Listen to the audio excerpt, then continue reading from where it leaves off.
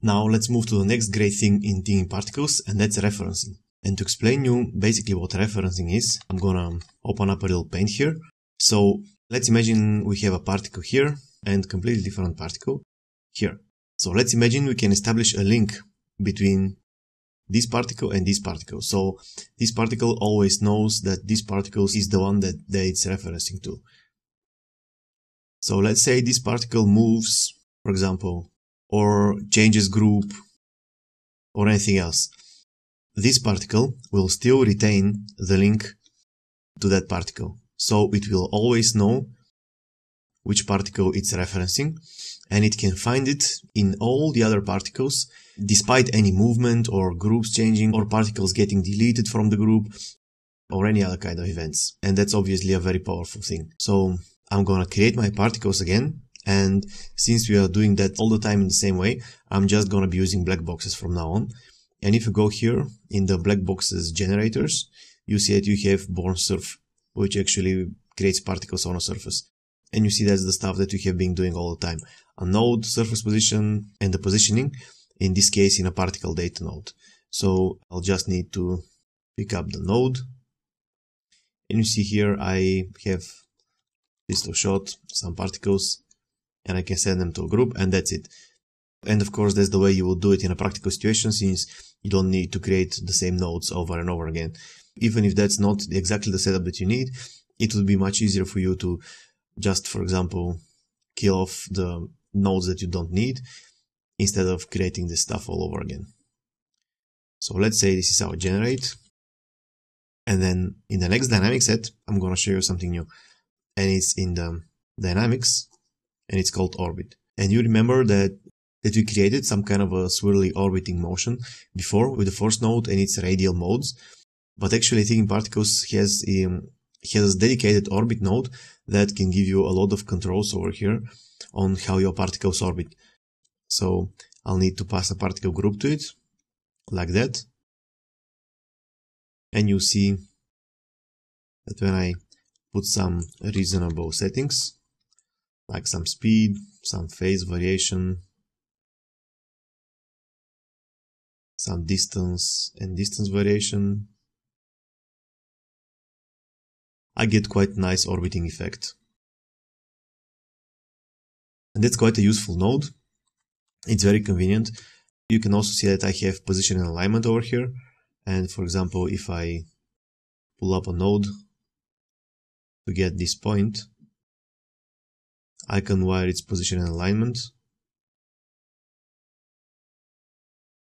So I can use this, and I can even rotate it, and it will change the plane in which my particles are orbiting, which is quite nice. Now the only problem with the orbit is that, as you see, you don't have a built-in way to actually ease your particles into the orbit. So either your particles are orbiting or they are not orbiting. And of course that creates a problem when you need particles to get into this motion instead of just being born into it. And that's exactly a situation in which referencing would be great.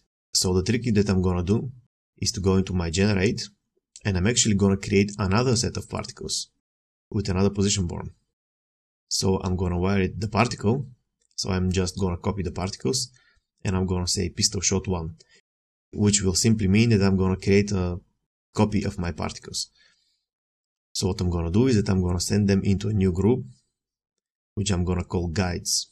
And I'm gonna make this not renderable, because it will simply guide my particles. And sending these particles to guides, I'll make them yellow to be more trackable. You see they're yellow here. Now what I'm gonna do is that I'm gonna place them on the orbit instead of my original group. So that should be the guides on the orbit, like that. And I'm gonna call my original group particles, because these are gonna be my actual actors.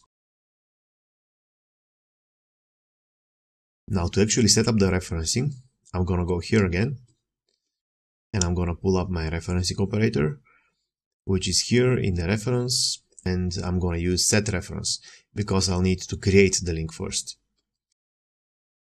So you see I have particle from and particle to inputs, and that's simply the direction in which the link is gonna point. So in this case, I will make a link from my particles to my guides. Okay, so now I have the link established. I can go in the dynamic set here. I can create a new dynamic set in which my particles are gonna follow with a position follow my guides. Now to get the reference, I'm gonna go into reference again. I'm gonna use get reference and I'm gonna wire the particle input, and you see here I have a reference particle output. So that is gonna be the particle output for the reference particles. And if I click here on the node itself, you see I have 3 options here: from me, to me, and from and to me. And that simply implies the direction in which the operator is gonna try to get a reference, which directly corresponds to what we have done here in the set reference. So as you can see here, I have from, I have my particles group as from and my guides group as to. So now if I go here and inspect and check this out again, I have the particles here. So I will check from me.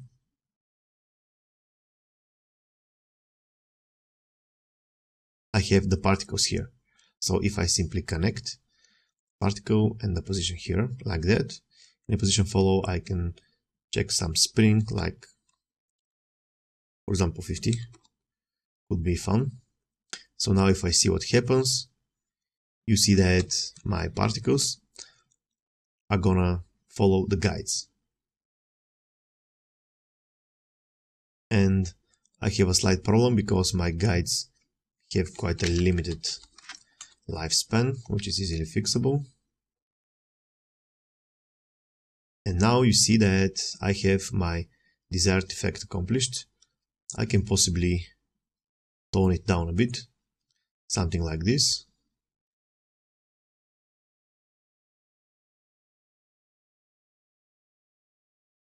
Or 150. I could actually go here in my orbit and get the speed from here. And simply increase it a little because I'll need to catch up with them.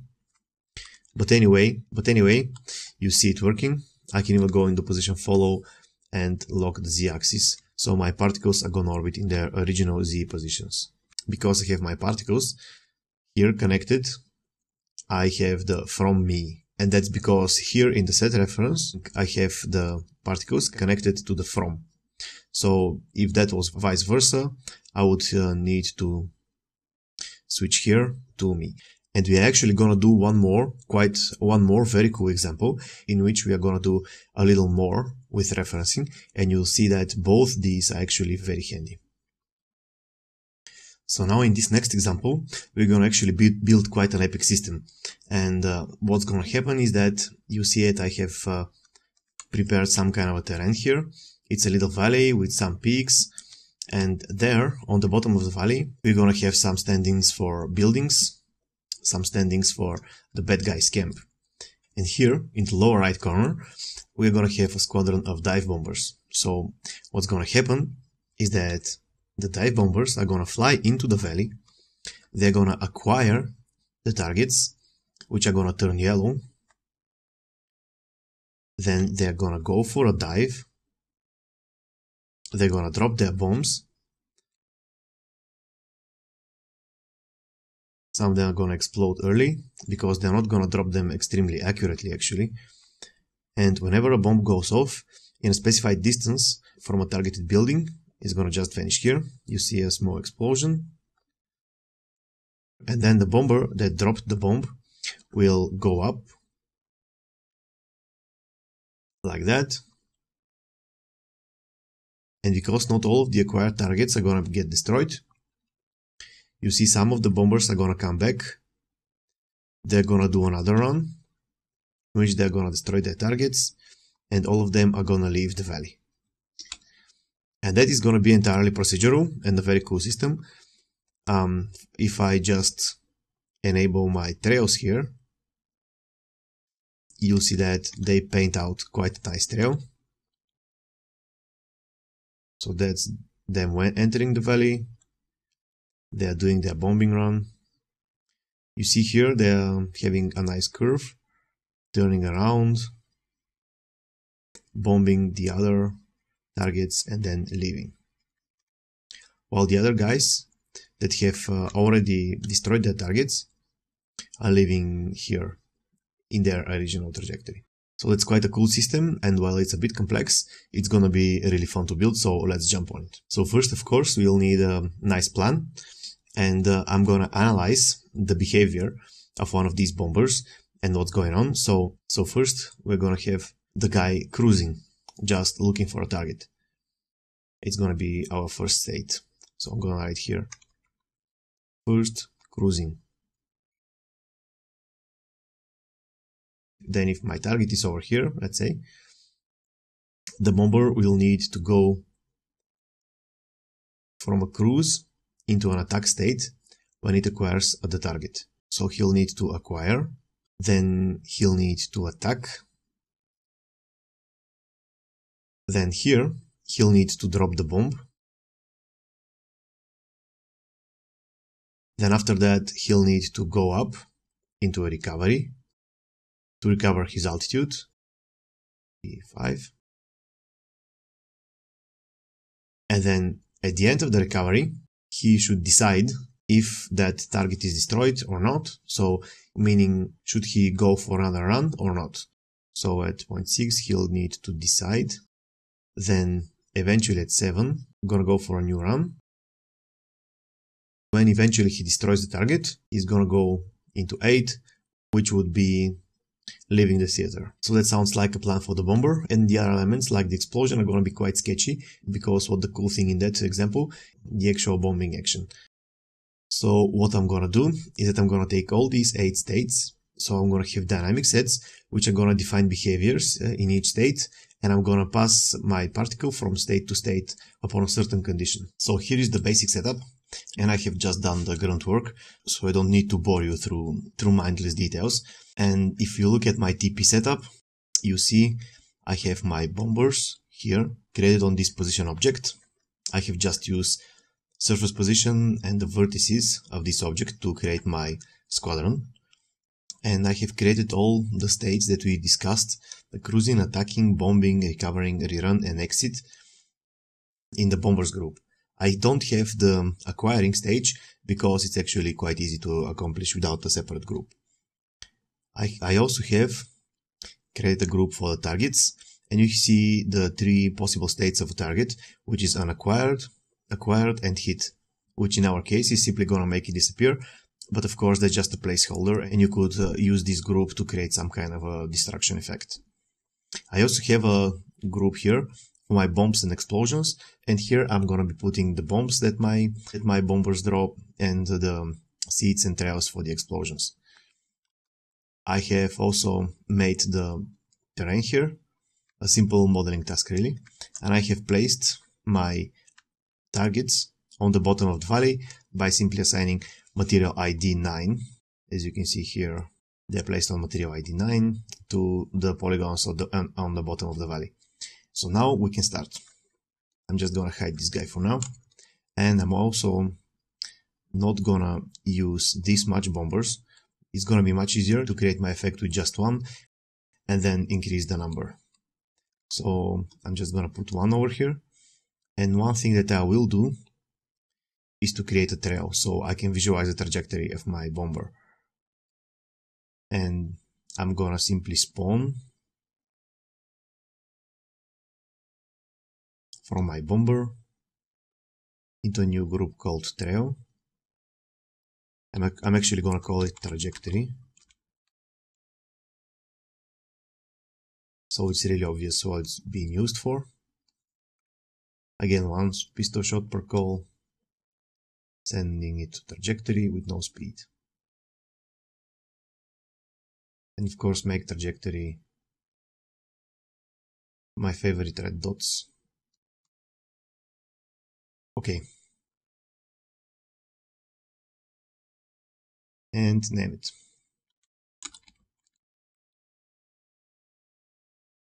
So now, here, you see that in my generate bombers, I have used a velocity node to simply give my particles a speed of 50 with a 20 variation in the x-1 axis. And when you look at my grid, you see that that's the direction to the left over here. So now, the first thing that my bomber is doing is that it's cruising. And you see I have already put my bombers in the cruising group. So now, the second thing that we'll need to do is to acquire a target. And that's the first case that we'll need to use referencing. Because imagine a lot of planes and a lot of targets, and each plane needing to acquire a target. And that's definitely a situation in which you'll need to link particles between different groups. And to set this up, I'm gonna use my ppass AB, of course, because I'm gonna have two groups. And in my first group, I'm gonna have my cruising bombers. And in the second group, I'm gonna have my unacquired targets. So now, I can specify a distance with a float that I can wire to my ppass AB distance. And this one should be the search distance in which a bomber will acquire a target. So I can go into ppass AB, and you remember that I was telling you before that I really like to limit these things. So I'm gonna limit it to distance and say only the nearest, because I only need one target to acquire. So what's gonna happen is that I'm gonna have particles in the A and B groups whenever I have a pair in the search distance. And when that happens, I'm gonna establish a reference link, and I'm gonna send each of them to the attacking and the acquired target group. So let's do that. I'm gonna use a group, one of the particles, and for the A particles and for the B particles. So because my group A is the cruising bombers, they're gonna go into the attacking mode, and particle B are the unassigned targets. They're gonna become assigned targets in the acquired group. And I'll need to set the reference. So I'm just gonna go in the reference that as we did before, set reference from the bomber to the target. And that's all for the acquiring of targets. Now you can see that when my bomber flies, and I have some reasonable search distance applied here, say like 100, you see that whenever it becomes into 100 units of my target, it's gonna pick it up. And you see that I have color coded my groups, as I always do. So the target is gonna go yellow, and the bomber is gonna go blue. And at this point, I'm simply gonna hide my terrain for a while, because it's just irritating me and not helping too much. Okay, now I have my target acquired. Naming my dynamic set.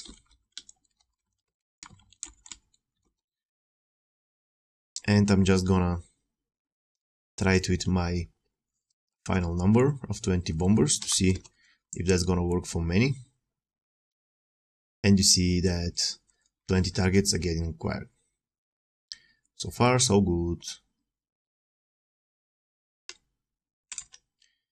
Now, according to our plan, the next thing that we need to do is to attack. So the way the dive bomber is attacking is that it's actually diving. And that's quite easy to accomplish, actually. So I'm gonna create a new dynamic set, call it attack. So what do we need to have to happen here? We need our attacking bombers group to dive towards their target. So to get the target, I'll need to invoke my reference again in the get reference. And you see that if I come back in my acquired targets and my reference, I can I can look up which is the from particle and which is the to particle. In this case, the from particle is the bombers. So here in the attacking, I'll need to set from me. And I can simply use a velocity node. And I can use the position here to the particle's position. And this is usually gonna work, but in this situation, there's some kind of a problem. So I'm just gonna go for something else. I'm gonna go into conditions and get a distance, because you remember that I had a direction vector in the distance. So I'm just gonna pipe these two positions here, set the radius to something that's always gonna catch, and just use the direction vector for my direction in the velocity. Now what I'm gonna do in the velocity is that I'm gonna set it to direction only. So I'm gonna keep the initial speed, and that's gonna make life easier for me because it's not gonna deal with speed but just with direction. So if I play back, you see that my particle is actually going the other way around, and that simply means that I'll need to switch the places of my operands here. And now you see that it's going straight to the target. And just to visualize that better, I'm gonna go into trajectory and make the lifetime of these guys quite a lot. Now I have a trail from the beginning of the lifespan of the particle onwards. So now I see the big problem here. You see that it's quite handy to assign my trajectories with simply assigning new velocity. But the problem is that it's not creating a realistic result, and it will actually be quite ugly if we make our bombers move in such a non-realistic fashion.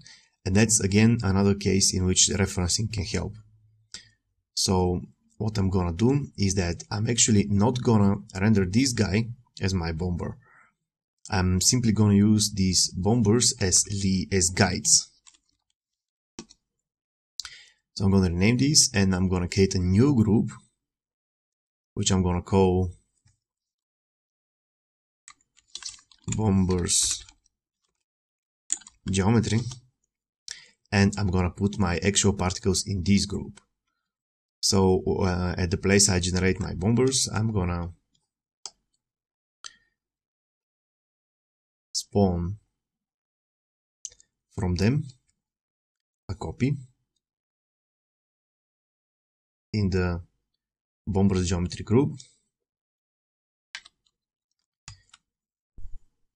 which copy I'm gonna reference to the bomber. So each particle in the geometry group is gonna follow a particle from the guides group. And despite all the hoppings between the groups in the guides, the link is gonna stay intact, and that particle is gonna be able to follow. So again, I'm gonna set up a reference link, set reference from my guide to my geometry, and then in a separate dynamic set, which should be quite up here, I'm gonna call it bombers geometry follow. I will make my bombers geometry follow the guides with the position follow node that we have already looked at. And that's gonna be the particles, and the position I'm gonna get from a reference, so it's get reference. And because now I'm using the geometry here and not the guides, I'm gonna set to me. Immediately you see the usability of having this direction here selectable. So now in the position follow, what I can do is I can simply use a spring, say for example something like 90% variation, and in my trajectory I'm actually not gonna be following the trajectory of the guides, but I'm gonna be following the trajectory of my geometry. So if I now play back again, you see that I have a nice smooth curve, and that's actually much better. So whenever my guide takes some kind of a sharp turn, because my geometry is following with a spring, it's gonna soften up the edge, which is really cool. Okay, so now that we have achieved that, we can go back to the attack. And the thing is that we'll need to release our bomb at some point. And to release the bomb, I'll need to send my bomber to a new state, which is the bombing state over here. So what I'm gonna do is that I'm gonna measure up a distance, and when my bomber gets inside that distance to the target, I'm gonna send it to a new state. So I'm gonna do that with a group operator, and I'm gonna be using that same distance node. I'm just gonna expose the radius too, because it's gonna be a useful control. Wire it up to a float, and that's gonna be my bomb release range. And I usually like to put these guys at the bottom so I can just skim over the dynamic set and I can find my controls. And I'm gonna do that again now. And then connect my group. So here wire the output to my group, and my group is gonna be the bombing. Okay, now if I try to run this, you'll see that actually I don't get this guy turning green. Maybe, and I will need to set this to 50, for example, but you see it's turning green immediately. And if I set it to, for example, 10, it's gonna go just pass it and then turn green. And to actually see what happens here, I'm gonna simply connect my distance that's evaluated by the node to a threshold, and I'm gonna hook this to a group, which is kind of equivalent to the previous setup, having it set up like this. So now I can examine this value in my debug mode. So I'm gonna run it, and whenever I see the white lines, I'm gonna stop. And here you see something interesting. You see that you have actually two distance readings. And that's simply because at this point, we don't only have one particle here in the referencing from the attacking particle, we actually have two. And what's happening here is that we're not only measuring distance to the target particle, but we are also measuring distance to the bomber that's following. And we need to fix that. So I'm going to remove the threshold, and I'm going to check for the group that the reference particle resides in. So I will be pulling up a new condition that we actually haven't used before, but that's especially useful for, in this case, of referencing multiple particles. So you see that that's the in-group condition, and that is simply going to produce a true whenever the particle on the input is inside the selected group. So I'm just going to connect it, and then in my group, I'll be combining the two conditions. The output from the distance and the output from the in-group. So now it's going to be true whenever my distance is inside that release range. I'm going to put it to 50 again, and the particle is inside the targets group. And you see I check the sub-tree. I could also simply choose my acquired targets. So let's see what happens now. You see that I'm having the right result. So I'm having it transfer at 50, which is over here. Okay, so that's solved. And now we need to build a new dynamic set, which is going to be doing the actual bombing.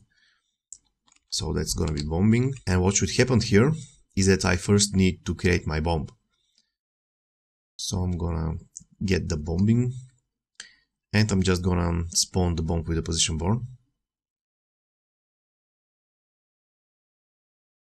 Send it to the bombs group. Just a single one.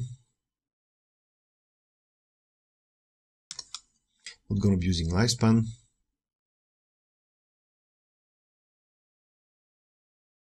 And you see it gets created here. And what I'm gonna do for its velocity is that I'm gonna inherit the velocity from my bomber, but because I'll need it to not be 100% accurate, I'm gonna randomize the direction vector. So the way to do it would be to get the vector of my bombing here. It's gonna be something with a 0.3, and I'll need to add random values to the x, y, and z, and that's gonna in fact blur the whole vector, so it's gonna be adding random values each time a bomb is released. And when I connect it up to the velocity here, I'm gonna be able to specify a coefficient here in the speed. That's gonna be something like the inheritance of the speed. You see that's gonna work. But right now, the problem is that actually the bomb is actually getting created on the lead particle and not the bomber itself. So, and we definitely need to fix that.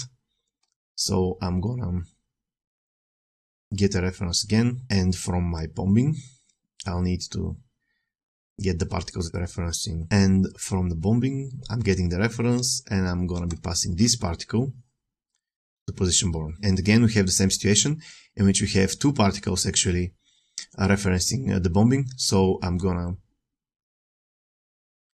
put in group condition again. So only when we have the bomber's geometry particle, we are gonna test through. So now you see that the bomb is actually being created by the bomber. That's okay. I can even increase the speed, so it's gonna be looking more like a missile than actually a bomb.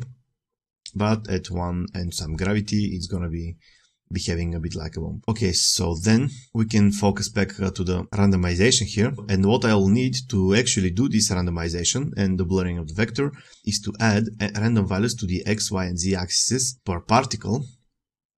And I'll be needing 3 randoms actually to do that. And I'm simply gonna slap it out, and I'm gonna do this real quickly. So I'm gonna get 3 randoms, and I'm gonna expose their value 1 and value 2 ranges because I want to specify the range in which the vector is gonna be blurred or randomized. So I'm gonna have a float, which is gonna be the range that is gonna go in the value 2, and I'm gonna have a float which is gonna multiply by -1, which is gonna invert the range, and it's gonna be the bottom value. And that's of course a setup that we have built already. I can then copy this random 3 times and definitely change the seeds. So when I connect these guys and have this thing to add it, I'm gonna be adding a random value to each of the axes.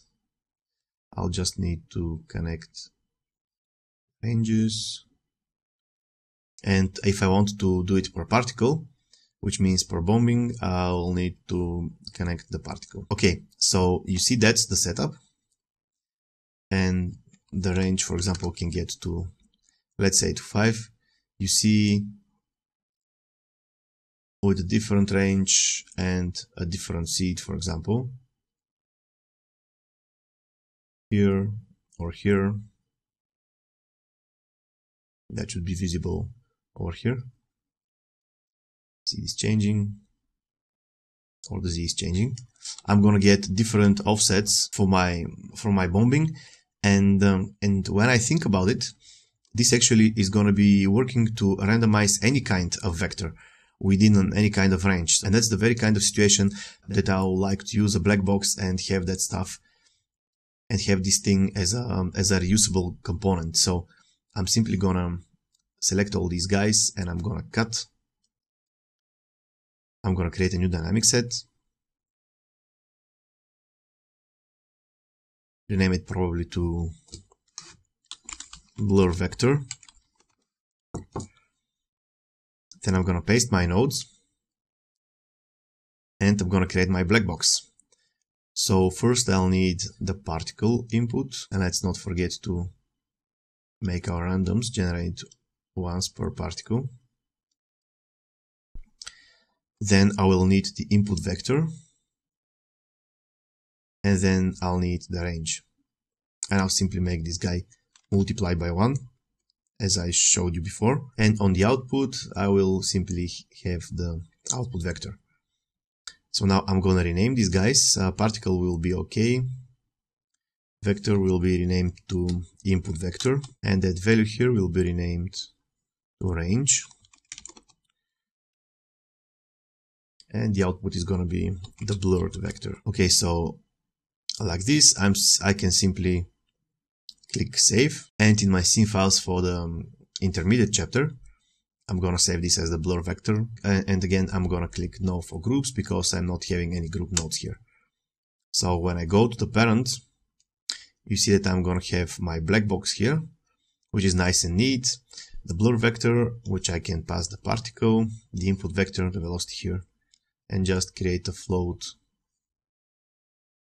for the range. And for the blur vector, I can give it to the velocity. Now I can rename this float like inaccuracy, and I will be simply able to use this to create divergences in my bombing direction. Okay, so far, okay, and that's very nice. So then the next thing that we would want to do is that when our bomb is released, I will want my bomber to go into the recovery state to regain up altitude.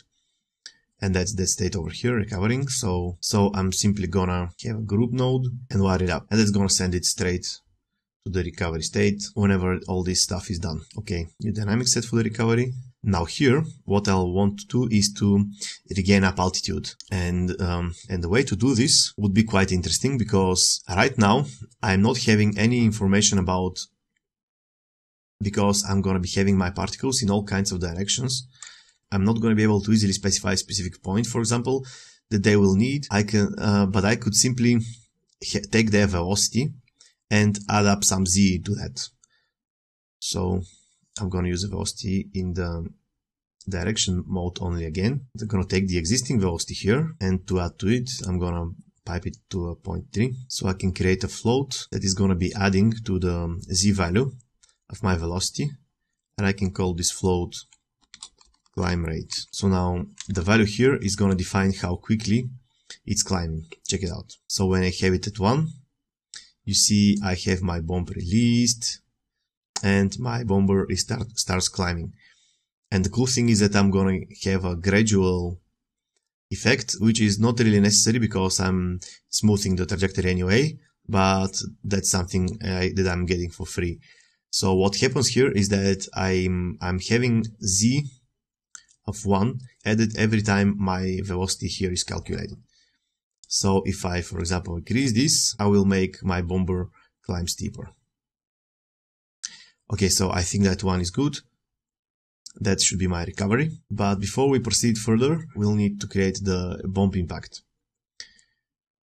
So that's going to be, of course, another dynamic set in which I can get my bomb. And of course, I'll need to detect a collision with the ground for it to explode.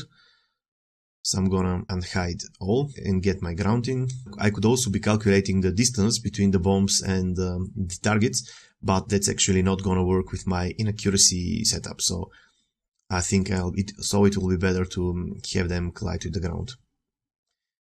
Now I have the terrain selected here, and I'm gonna collide with the U-deflector node, my node and my particles here. And I won't be needing any bounces, so I'll simply have it to event only. And what should happen when the bomb hits the ground is that some kind of an explosion. So I'm gonna have position born, and the way I'm gonna do the explosion is that I'm gonna create some leads that are gonna explode, and then I'll be having some trails from them. And then I would usually pass these trails to something like fume effects or afterburn or pyrocluster, whatever you have available. So this position born, you see I already have my explosion seed group here, and I'm gonna pass it to these guys. It should be something like 20 per cone. The lifespan is actually not gonna matter too much because they're gonna hit the ground too, and their direction should be up 90 degrees, and the position should be where the collision happens. and the activation should be when the collision happens. So let's see what's going on now.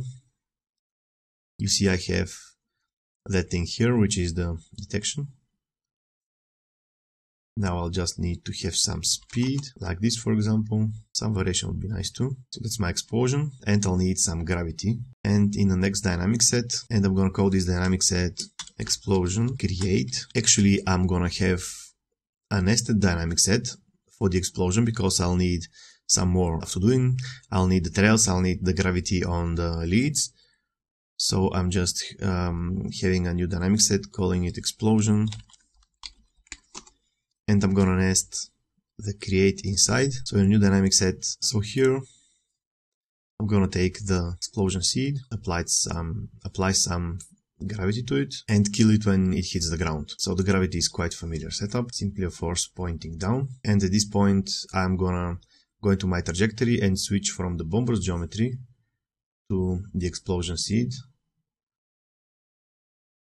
So I can visualize the trajectory of my explosion seed and I can adjust my force. And as you see, it's a very handy way to work. But the thing is that I think my initial speed is way too high. It actually seems kind of okay, at least for now. So that's done. And then I'll just need the ground collision, which I can simply copy from here. Should always try to minimize effort. So particle is here, and on collision I'm simply gonna delete the particle like this. Okay, so let's see what happens now. Yeah, we have our kind of explosion thing going on. Probably it would be nicer if I had more explosion seeds, 50, and then I can create some trails for them,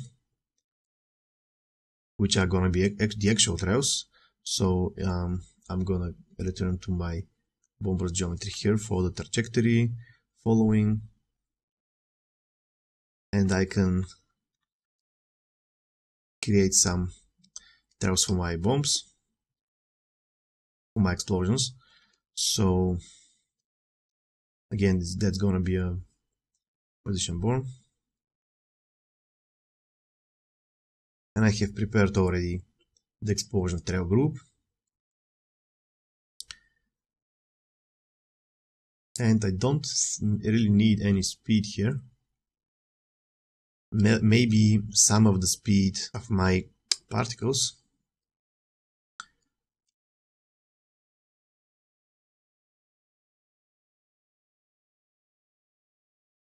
Like this, variation and direction variation, that's gonna blur it up. And another thing that's gonna blur it up is to have some mid distance here. I'm gonna put it to particles per second, something higher like 50.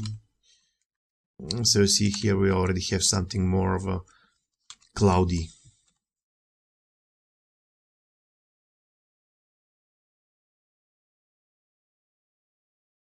And a bit expanding. That expansion is actually gonna be controlled here by the speed, so you see that if I increase the speed, I'm gonna have it expanding more. But I think that's way too much, and lifespan of 24 is also too much. That should be it for our basic explosion.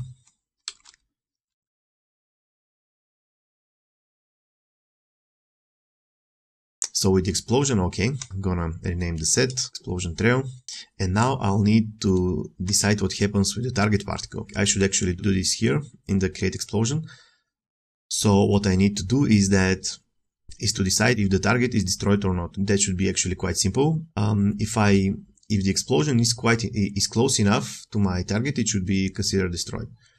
And since I have the position of my explosion here, I can simply get a distance and calculate the position of my explosion and the position of the target. Interestingly enough, I won't be needing the position of just the acquired target, since the bomb could destroy any target that it lands near, so just need to have any target here. And because I'll need more than one group, I will actually need to replace my PPass node with a PPass AB. And because I'm going to do that, I'm actually not going to be needing the distance probably. So I'll have to delete this guy and put in a PPass AB. which is gonna contain my bombs first, and then my targets. So I can connect the bombs here, and actually I'm gonna be needing the distance, so I will calculate distance between collision, position, and a target. And here I will also expose the radius because it's gonna be a useful control. And that's actually gonna be my blast radius. So whenever a target is inside the blast radius, could be something like 20, for example. So whenever a target is inside the blast radius, it's gonna get passed to a new group. That's the target, and the group is gonna be the target hit. So let's see what happens. Target gets acquired, bomb is falling, bomb is exploding. So let's see what happens. Target is acquired, bomb is falling down, bomb is exploding, and it actually takes two targets with it, and they vanish simply because here in my targets I have the hit with none. So if I just make them bound box, you see that they're still there, but they simply move to another group. And I really like doing the stuff this way, because now when I have them just sent to a new group, I can have the effect as a placeholder here, and later I can, for example, take anything that gets into this new group and fragment it or do any kind of damage effect. But right now it could simply stay as a placeholder and my system is still gonna be working.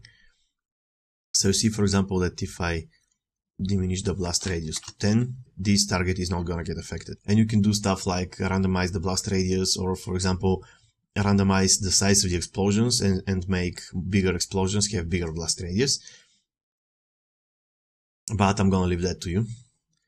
So I think 20 is okay for now. Yeah, he took down these two targets. And at this point I'm gonna just check out how it's working with many bombers. So my usual quantity is 20, and you see here things get quite crazy. So they are coming, they are acquiring targets, diving, and they are bombing the hell out of the place. But you see I have the bombs continuing down here, something I'll need to patch up. So whenever the bomb strikes, I'll also need to delete the bomb particle. Easy enough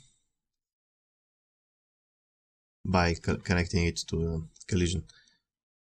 So let's try it again, maybe even with the terrain this time. Particles approaching, diving, bombing, and recovering.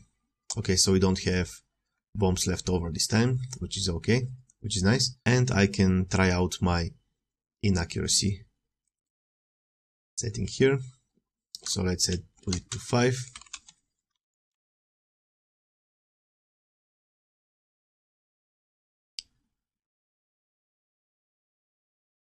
And despite them being inaccurate, the fact that the explosion radius is so high is simply obliterating everything. So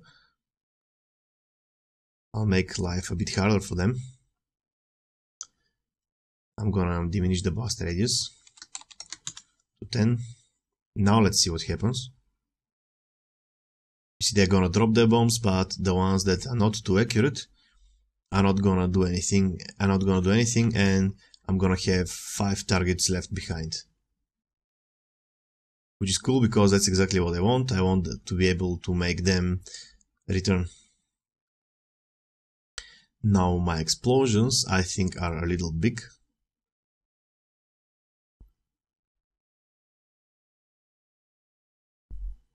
So I'm gonna drop the speed here. Something like that. I don't want my airplanes to be flying inside the explosion. But that's all a placeholder and could be adjusted later.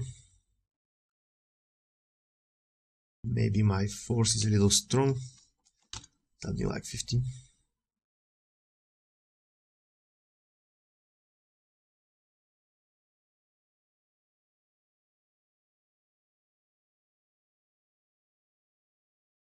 So speed of 40 probably would be my guess for now.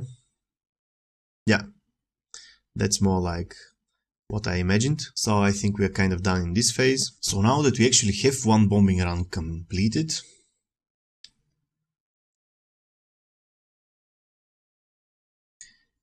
the really cool thing would be to make all the bombers that have missed their targets come back and strike again. And that's the decision point in our plan. I'm just gonna make them just one again, but I can simply go in the bombing, make it inaccurate. You see that I have my I have my explosion shifting, so at this point he misses. Okay. So now he needs to decide whether he should go for a second run or not. The decision factor should be if his target here is in the hit group or still in the acquired group. So if he has already made his bombing run, he is going into recovery, and he has actually recovered. That we are gonna do it with some time delay to give him some time to recover altitude. And at this point, he's gonna look for his assigned target. And if this target is still inside the assigned group, he's gonna come back. So then, in the recovery, I'll need to send it to the decision state. But first, I should give it some time to recover. And the way we're gonna do that is with the timer node, the way we have been doing time delays before. So, if I create a timer node here, and I start it up whenever the bomber enters the recovery stage, meaning here I'll need to check enters group. So I start it when it starts recovering, and I'll need to count a certain number of frames. What I'm usually doing is simply set dix to 99, and then take the time output here and put it into a threshold. And then I can expose threshold 2, and I can have a float, which is going to be the recovery time. So with my threshold set to outside here, whenever the clock time runs above the recovery time, I'm going to be having true on this output here, and that's going to send it into the decision group. And I'm going to do a trick here. I'm not going to be having a specific group for decision. I'm simply going to put them into the exit group, and inside the exit group, I'm going to make them rerun if they need to. So let's do it. And remember, I'll need to connect the particle here to the one tagged by the timer, and the output from the threshold. So because the exit group is also labeled, and because the exit group is also color coded, my guide change color after a recovery time. Let's put it for now to something like 3 seconds. It should be 64. It should be 72 frames. So let's see what's going on. Have him descending, dropping the bomb, recovering, and you see that here it changes group. So now we need to implement the decision, and that is going to be involving our referencing again. So here we are going to decide a rerun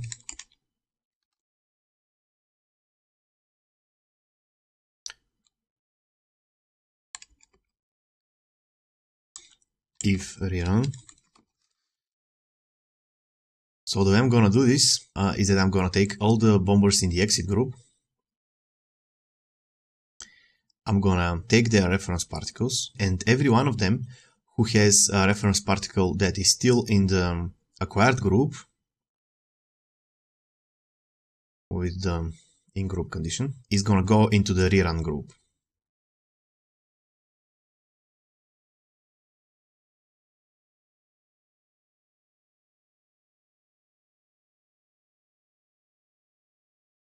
Like this.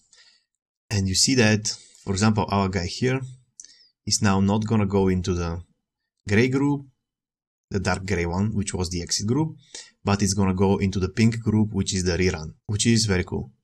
Now, let's create the rerun.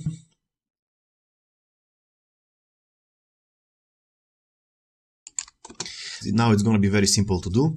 I'll simply need to make my particle do a realistic wide turn, and then I'll just send it to the attack state again. So to do the wide turn, I'm going to use the same thing actually that we did here on the recovery. I'm going to have the group, the rerun, and I'm going to take its velocity, and I'm going to simply be adding to its velocity in the Y component this time. So with the velocity node set to direction only, so I'm going to get a float. I'm going to name this turn rate this time.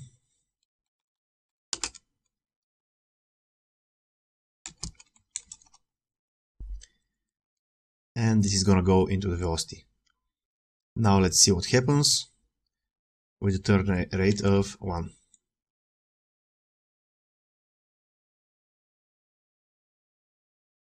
And you see that I am actually turning, but not too quickly. So let's see what happens with higher turn rate. And you see I am having a turn, but I'm actually gaining too much of altitude. So I can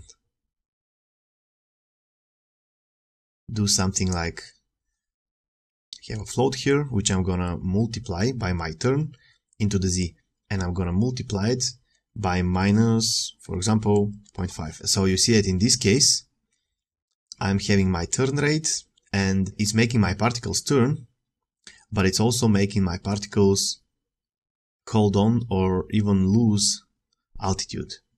And I think that if I can make it lose some altitude, it's gonna be looking quite nicely. So you see that I can simply dial this guy to adjust the Z influence. I could even name this Z influence of my turn. So eventually I'm gonna get a nice turn. And as I told you before, I simply need to send it to the attack group again. But I will need to do it after a few frames, so I'm gonna just copy my setup over here that was doing the time delay, and when I paste it, I'll need simply to wire it to my particle, and instead of the exit group, that's gonna be the attacking group. And here, instead of recovery time, I'll need to name it turning time. Okay, so that could be 72. Let's try how it's gonna work. Staves, it's turning. Actually, that seems quite a lot. Let's try only 24. So with only 24, it's turning back. Actually, that's quite sharp, so I'm gonna increase this until it looks a little better. Something like this probably could be okay. And you see now that, yeah, we are bombing, recovering, then turning, then we are going straight down again. Actually, I think rather cool. Now the thing is that when we approach here, I am not actually having a bomb, and I'm gonna go into the bombing to see what happens. And I think that's the reason, because here I just have a pistol shot and not by call. So whenever the next call comes, I'm not having a new particle getting born. So I'm gonna fix this, and now it's gonna be rerun. So you'll see that here, when it turns, at this point, the points here really get spread apart, and which means that that my bomber is not moving at the same speed, and that's because of the reason that here in attack I'm having the velocity to direction only, but because the guide is heading too much forward, my bomber geometry is increasing speed to keep in pace with it. So I'm gonna go here in speed and direction and put 50, which is the same speed as my cruising speed that I had chosen before. Of course, you actually can modify the speeds, but again, that's something that goes a little out of scope of this example. Now, if I just expand my timeline here, you see that he's gonna go down, he's gonna drop a bomb, and yeah, this time he's gonna strike it. And I'm gonna simply move a little again. And you see that now we have to solve what happens on the exit. And right now I simply retain the same speed. And what I want to actually do is that I want them to climb on an altitude above the terrain, but keep the same XY, meaning keep the same heading. So what I'm gonna do is that I'm gonna create an exit dynamic set, and here for all the particles in the exit, what I'm gonna do is that I'm gonna give them a velocity which is gonna squish their z until it gets level. So the way I'm gonna do that is that I'm gonna have my velocity exposed again and put it into 0.3. So now I can have another float, which is gonna go here in velocity, of course to direction again. Now what's gonna happen is that when it's exiting, like it does now, that float is gonna diminish its z, but until a point that it gets level. So I'm gonna actually test the velocity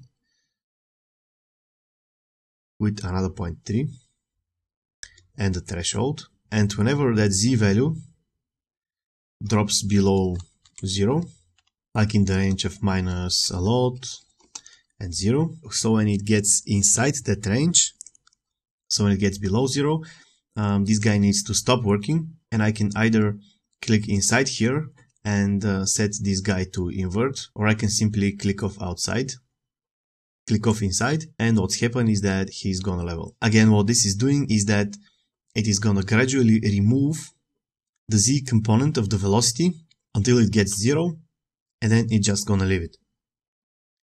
So I can, and if I drop this guy even further low, you see that I'm gonna be able to flatten out the trajectory sooner.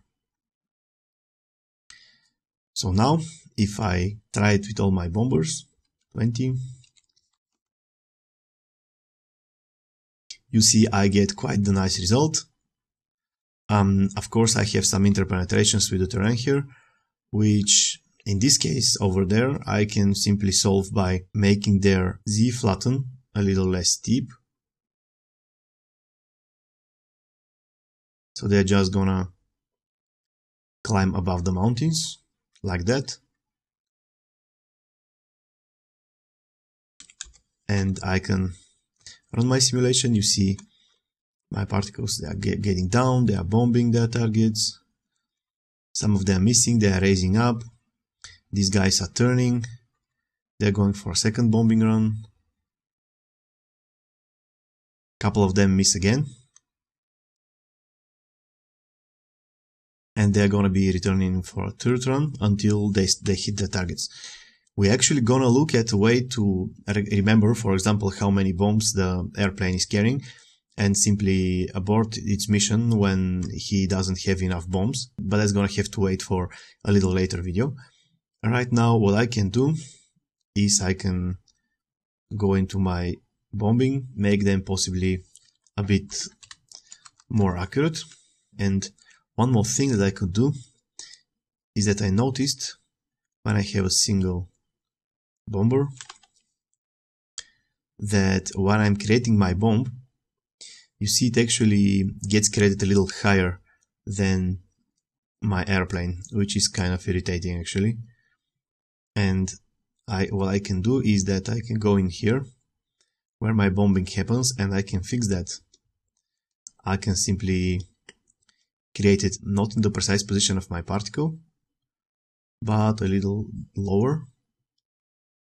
So I'm gonna wire position and my particle, and here in the Z I'm gonna dial it a bit lower. So the bomb is gonna get created here underneath my airplane, like that, and not above it.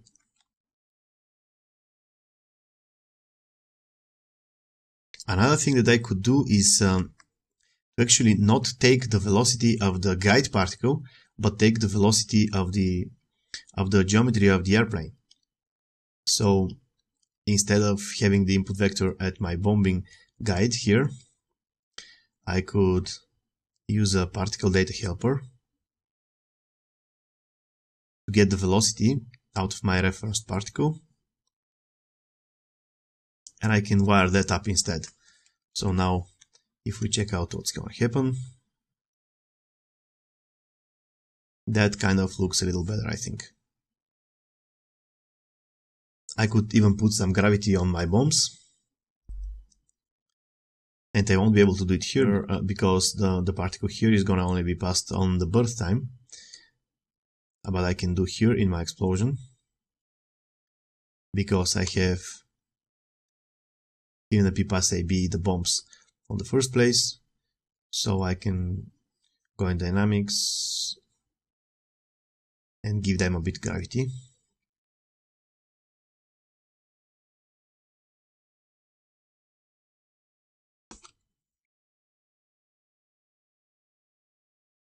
And let's see what's going to happen. You see that with one, they're actually diving straight down, so I could do a little less, yeah, and I think that's what I wanted. So my bomb is not going on top of my airplane anymore. It's just coming down in a graceful fashion. And despite me liking it, I'm gonna tone it down a little, because actually that's quite a cool rule, that when you like the stuff, you tone it down a bit and it gets okay. So I'm gonna tone it down to 0.7, for example, and then I'm gonna try it out with my full bomber squadron. So let's see what happens. I shoot my bombers.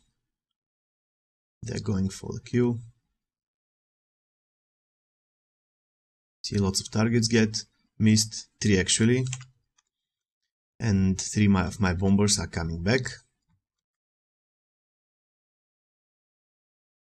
They're bombing their targets and they missed again, so they're gonna come back, and they can miss again and again. And we are gonna be able to do a setup in which you could remember, for example, how many bombs, or make them more accurate the second turn, but that's gonna wait for a second video. But then I can simply change the random seed of my target's position, and then I can get a completely different result. And I think that's basically it. All the other stuff is now in the realm of tweaking. And of course, when you have a complex setup, you'll need a lot of tweaking to make it work for a specific scene and a specific directorial decision. But for us, the important thing is that we built that really cool setup, and it had quite elaborate content in it. We really looked at what can be done with referencing in tiny particles. We looked at references from multiple particles. We looked at bidirectional references and the practical context of putting them into a really neat setup. So I hope you really enjoyed the result. And as soon as these two guys hit their mark, we can move on.